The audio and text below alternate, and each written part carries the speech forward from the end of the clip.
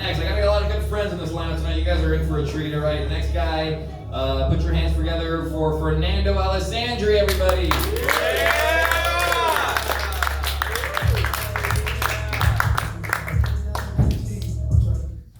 You're tall.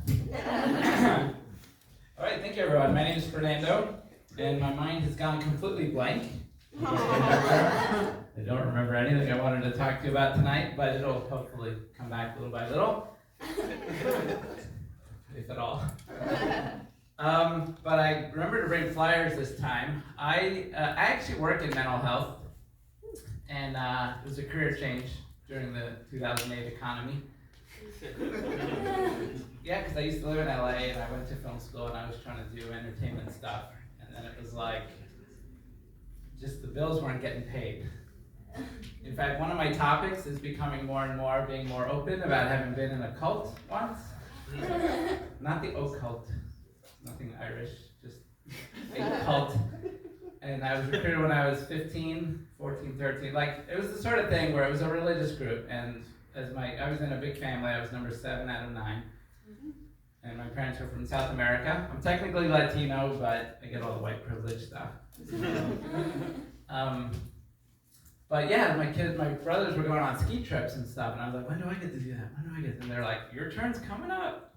And I don't think they should call it grooming when they talk about, I don't like a lot of the language around these things, and maybe I can make a difference. But you know how they talk about grooming, the group was grooming that person, or they do this love bombing. I hate the phrase love bombing.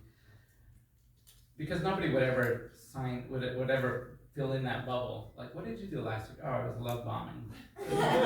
So I don't like language that you just wouldn't even get any dialogue on. But no, so I think if a cult's trying to recruit you, just call it cultivation. Prepping this person. But a lot of you are probably survivors of kind of the biggest cult going now. Anybody go to college? Talk about brainwashing. As I was on my way over here, I was like, oh, they're gonna think a cult means like weird sex acts and all sorts of money. And there was no problem with the money. No, I'm kidding. There was nothing with the sex act. No, it was weird. I call it. A lot of people think, oh, these clandestine organizations, they're so interesting, and I'm like, I'm pretty sure mine was more like clandestine. Like, there was nothing weird or kinky. It was really just trying to push people. In fact, it's going to sound like I'm recruiting. Because they just wanted us to be our best version of ourselves. Like, be good, excel. And it was a Christian thing. So it was like, why are the bad people running Hollywood? Like, get into that field. Go and do and be good. All that stuff. So it was just high pressure, like just intense. But they weren't trying to get us to do bad. So back to the college idea, it's like, wait a minute, at least I left Opus Dei without any debt. Like, at least I broke even. And the brainwashing was probably less than a lot of the colleges. But there was another one in there, but I don't know. Many tracks. This train runs on many tracks. I lose a lot of them. I have a flyer here to remind myself to advertise. I started a website called Incapables. I actually started in Spanish first, because my mother used to have this expression where she would call us incapaz. Like, what is wrong with you? Can you not do this thing? You're incapaz. So I have this thing called incapables.org, and I've been trying to apply my mental health knowledge and my knowledge from the cult, because I used to work with families and their kids and try to brainwash them, and then I was like, what exactly is bipolar? Because a lot of the older married men were like, it's my wife, she's bipolar. I'm like, I think that's an excuse. So I went into it, learned more about it. Anyway, the website is, I have different things going on there. I've tried to write some apps, and I start first with the official language, and the psychologists are terrible with words, with sounding fancy, trying to look like real doctors. So my first version was called De-Escalator, and it's a little image of a guy, on an escalator going down because your emotions are too big, and this is how you de-escalate. And I was like, that's lame. So I switched to Refueler, especially to try to get men to take it seriously, because, men, emotions, all that stuff. It's like, just put more gas in your tank, this app will show you how. And even that turned out to be too lame. So now I just call it, I found a little emoji of a poopy guy with sunglasses, and it's just called iSuck. and the first question is, exactly how much do you use? Because I use it almost every day, and it's like some days I'm picking a great deal. And then you answer some stuff on there, and then hopefully you feel a little better at the end. Or it reminds you to call somebody or something like that. Anyway, that's not going to be a moneymaker. These are just ways to let these trains run on different tracks. Another idea on there is, I really don't like the official, I think there's a lot wrong with healthcare. Not that anybody here would agree. We all have great plans and programs right there between the education system and the prison system. They're all just going great. I used to work for the injustice system, and it's rough. The main reason you should not end up in prison has nothing to do with the immorality of your crime. It's the hands you don't want to end up in. You will just be a file somewhere that gets lost and all that.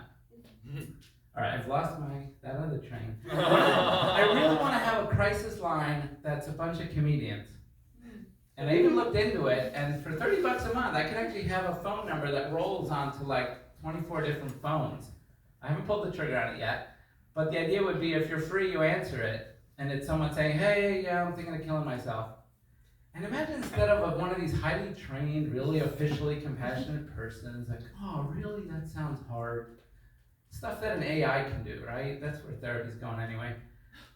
What if you got a real human being that's like, okay, so why haven't you done it yet? Like, I just think a comedian would be much better with very little training, and the benefit is we wouldn't have to lock people up. Because I've had a lot of clients saying, if I'm gonna kill myself, the last person I tell is my therapist. You people have to lock us up. So it's so backwards. Our whole system is really destroyed by lawyers. Not that anyone here is going to be that kind of lawyer. No, it really is. It's like a lot of my job is always just making sure the boxes are checked, and then I have to be like, oh good, we're done. Let's talk plain English now. What's going on? All right, so that's another piece of that thing. What else? All right, I mentioned the cults. How much time do I have? You got a minute, time maybe. keep? Say? 1 minute. Okay.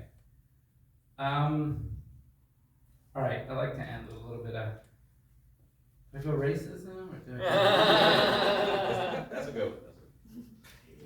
No, my racist jokes are like about, I felt like, I had to tell my boss this the other day, because I have one supervisor that thinks I'm competent and one that doesn't like me at all, and she's breaking my soul. And so I told, and twice now, the man has tried to compliment me in front of the woman, like, oh, you should see Fernando Friday, he saw this many people, he was just going and going. And she's always like, well, whatever. Like, she always has some weird way to undo the compliment. So I had to go the other day and just knock on his door and be like, can you please stop complimenting me in front of her? Not that I know anything about what it's like to be a Jew in the 1930s in Germany. But I feel a little like maybe if Hans isn't a Nazi, but Fritz is, and Hans is trying to say, Ira's pretty good, and Fritz is always like, nah, I feel a little like I'm caught, and like, I don't need you to try to pump me up to this one, because it's not working. All right, thank you so much.